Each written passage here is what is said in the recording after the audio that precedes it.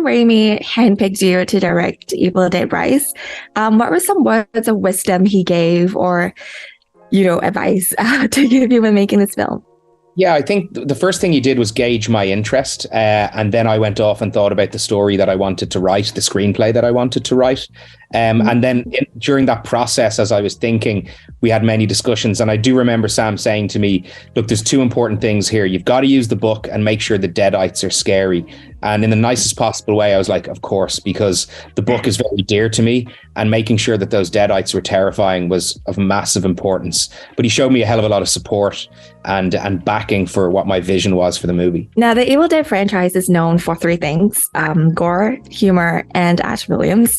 Which of these elements were the most important for you when making Evil Dead Rise? Well, Ash Williams was never going to really be in this movie because it was definitely a departure. And I think Bruce Campbell has publicly said that, he kind of hung up his chainsaw.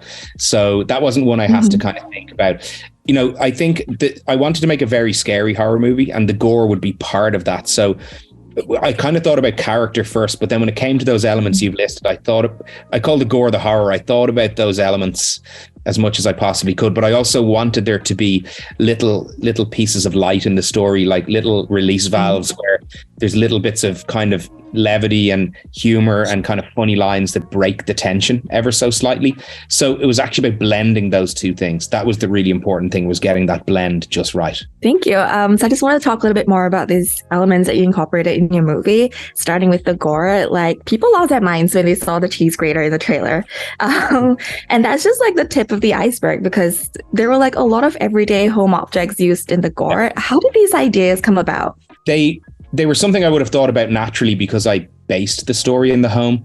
But I also wrote this screenplay during the first wave of COVID, when everybody around the world was locked in their home. So I was in my little apartment in Dublin writing the screenplay on my bed with this unseen force outside the door in terms of this virus that was in the world. So I had a lot of time to look around the confines of my home and to feel a little bit trapped and to freak out a little bit and start to identify the objects that I wanted to plant in the story and then to pay off later on in these kind of increasingly crazy, horrific, but entertaining ways.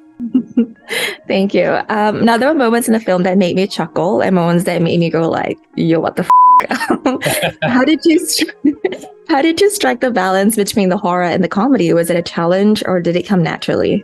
It's always a challenge because it's about getting the balance right and getting the tone right. But I think the comedic elements or the lighter elements really come from character, because the people feel real, and real people, even in very dark times, often crack a joke or say something that's inappropriate or whatever it kind of might be. So I kind of wanted the lighter parts or the levity to kind of come out of the circumstances and come out of the people with the pressure that they're put under. So in a way, by putting pressure on them, those little moments kind of start to happen. But also I had the control of what the deadites say, what, possessed mom Ellie gets to say as well. And I had a lot of fun in creating some of her dialogue and lines, which I think really entertain people. I'm hoping to see some of her dialogue on t-shirts very soon, because I think people got to pick out of it.